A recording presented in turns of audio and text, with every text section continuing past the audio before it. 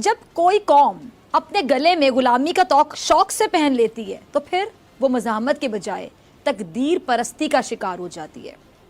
جرمنی جو آج دنیا کی ایک بڑی معیشت ہے، 1947 میں جب پاکستان کا قیام عمل میں آیا تو آپ کو پتہ ہے اس وقت جرمنی اپنی تاریخ کے بدترین دور سے گزر رہا تھا۔ دوسری جنگ عظیم ختم ہو چکی تھی، ہٹلر خودکشی کر چکا تھا اور 75 لاکھ کے قریب جرمن عوام موت کے آغوش میں جا چکے تھے۔ جرمنی کی فوج کا تقریباً آپ سمجھ لیں کہ خاتمہ ہو چکا تھا اور اس کے 114 چھوٹے بڑے شہر تباہ ہو چکے تھے۔ ملک کی 20% عمارتیں مکمل طور پر خاک ہو گئی تھیں۔ ذرات کی اگر میں بات کروں تو ذرات 65% کم ہو گئی تھی، بجلی بند تھی، سڑکیں تباہ حال تھیں، بندرگاہیں ناقابل استعمال ہو چکی تھیں، انڈسٹری کا برا حال تھا، کرنسی بھی ختم ہو چکی تھی، خرید و فروخت کے لیے لوگ بارٹر سسٹم پر مجبور ہو چکے تھے۔ جس زمانے میں کرنسی یا سونے چاندی جیسی قیمتی دھاتوں کا استعمال وجود میں نہیں آیا، تب تجارت اور لین دین کے لیے لوگ چیز کے بدلے چیز بطور رقم دیتے تھے، یعنی اگر کسی نے کوئی چیز خریدنی ہے تو اس کی قیمت کوئی انسان، جانور یا کوئی اور چیز ہوتی تھی جسے بارٹر سسٹم کہا جاتا تھا۔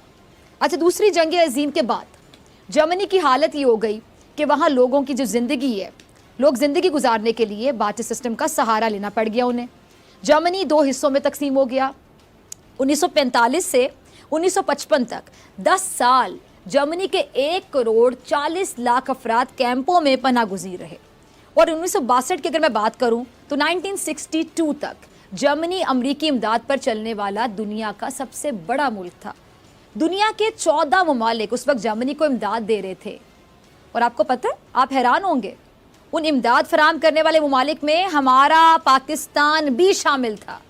یعنی پاکستان امداد دینے والے ممالک میں شامل تھا کسی وقت میں، کسی دور میں، ایوب خان صاحب کے دور میں پاکستان نے جرمنی کو 20 سال کے لیے 12 کروڑ روپے قرض دیا تھا۔ جرمن چانسلر نے اس مہربانی پر حکومت پاکستان کا باقاعدہ شکریہ ادا بھی کیا تھا۔ اچھا، 60 کی دہائی تک جرمنی کی حالت یہ تھی کہ جرمن حکومت نے پاکستان سے 10,000 ہنرمند مانگے، اور یہ تھا آپ کہہ لیں کہ نصف دہائی پہلے کے جرمنی کا احوال۔ اب آج کے جرمنی کی بات کر لیتے ہیں۔ آج کا جرمنی دنیا کی 4تھی بڑی معیشت ہے، اور آج کا پاکستان جس کا شمار دنیا کی 30 بڑی معیشتوں میں بھی نہیں ہوتا ہے۔ جرمنی کا جی ڈی پی اگر میں بات کروں تو $3,000 بلین سے زائد ہے، اور اگر پاکستان کی جی ڈی پی کی بات کروں تو اس کے آدھے کا آدھا بھی نہیں ہے۔ جرمنی کی جو اینول ایکسپورٹس ہیں $2,000 ارب سے زائد ہیں، جبکہ پاکستان کے ایکسپورٹس کی بات کروں تو $100 ارب بھی نہیں ہے۔ جرمنی کے فارن ایکسچینج ریزروز $200 بلین سے زائد ہیں، اور پاکستان کے $50 ارب سے بھی کم ہیں۔ یہ وہ جرمنی ہے جس سے کبھی پاکستان نے قرضہ دیا تھا۔ جرمنی جو تقریباً ختم ہو چکا تھا، اس نے خود سالوں لگا کر دوبارہ خود کو اٹھایا۔ ترقی یافتہ ممالک کی تاریخ اگر آپ دیکھیں تو یہ آپ کو معلوم ہوگا کہ وہ پہلے زبوں حالی کا شکار تھے اور آہستہ آہستہ ترقی کی سیڑھیاں چڑھنے لگے۔ اب ترکی کو دیکھ لیں، ترکی پہلے قرضہ لیتا تھا، آج قرضہ دینے کی پوزیشن میں ہے۔ جاپان کو دیکھ لیں، ایٹم بم کے حملوں کے بعد کھنڈر بن چکا تھا، آج جدید ترین ملک ہے۔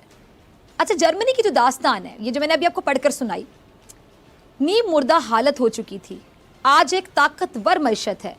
یہ وہ ریاستیں ہیں جو ماضی میں جن کا شمار آپ کہہ لیں کہ کمزور اور ناکام ریاستوں کے طور پر ہوتا تھا، لیکن آج یہ ممالک آپ سوچئے کہ مضبوط ترین ممالک کی لسٹ میں آ گئے ہیں، معاشرتی اعتبار سے بھی اور معاشرتی اعتبار سے بھی۔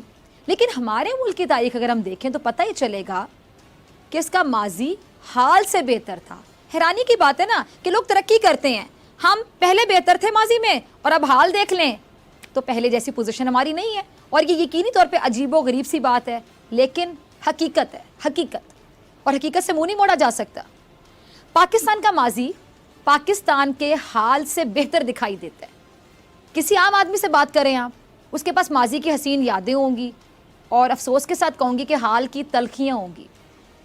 ریاست اپنی قوم کے کردار کے باعث عروج پر جاتی ہے اور زوال کا شکار بھی ہوتی ہے۔ میں نے پروگرام کے آغاز میں بھی کہا، جرمنی جیسے ممالک کی ترقی کا راز ان کی جمہوریت اور حکمرانوں کی سادگی اور ایمانداری ہے، اور یہی سادگی اور ایمانداری پھر حکمرانوں سے عوام میں کیسے منتقل ہوتی ہے۔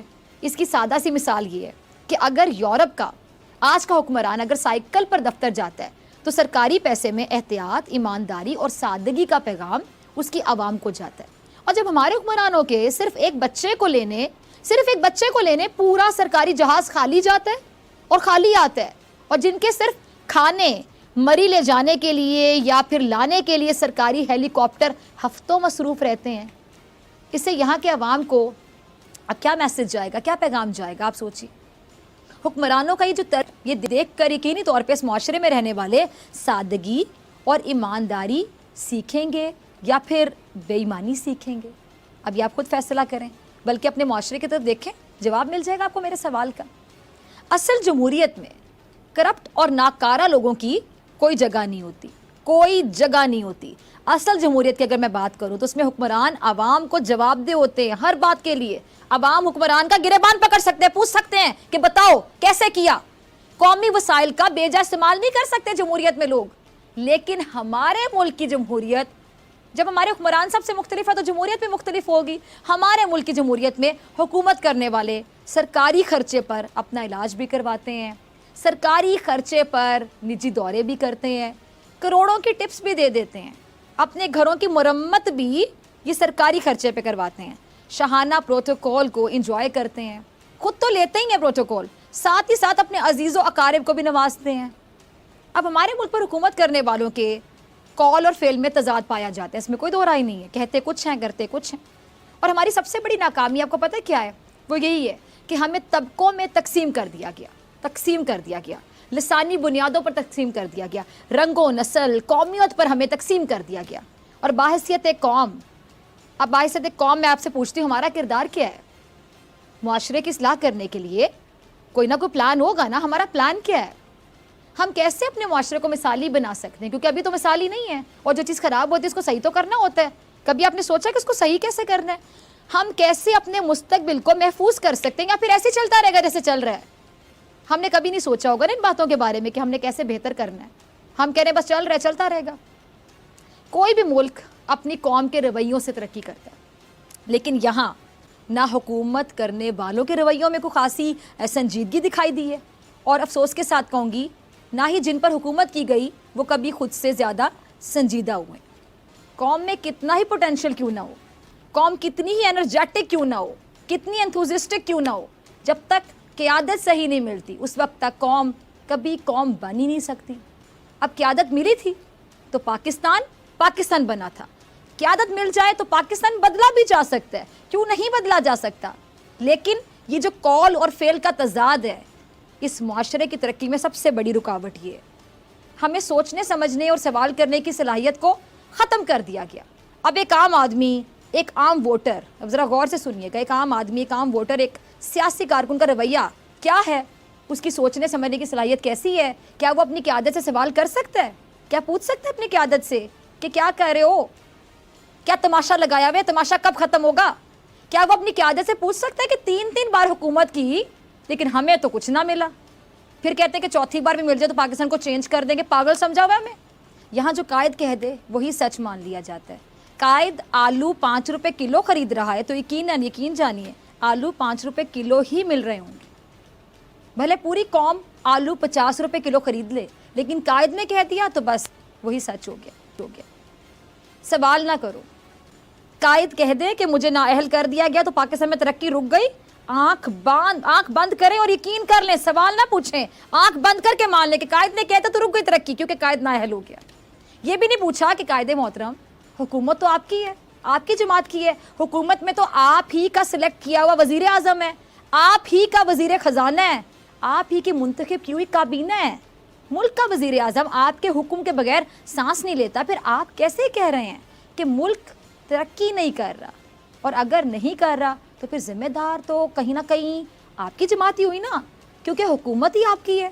لیکن نہیں، سوال نہیں کرنا، بس قائد نے کہہ دیا تو بس مان لیا. اب سوال بنتا ہی نہیں ہے، قائد نے کہہ دیا بس بات ختم. قائد نے کہا کہ بہت بیمار ہوں، آنکھیں کھولوں تو موت کا فرشتہ نظر آتا ہے، آب حیات کا نام لندن ہے، وہیں جانا ہے. کیونکہ قائد نے کہا تو سوال تو بنتا ہی نہیں ہے. بس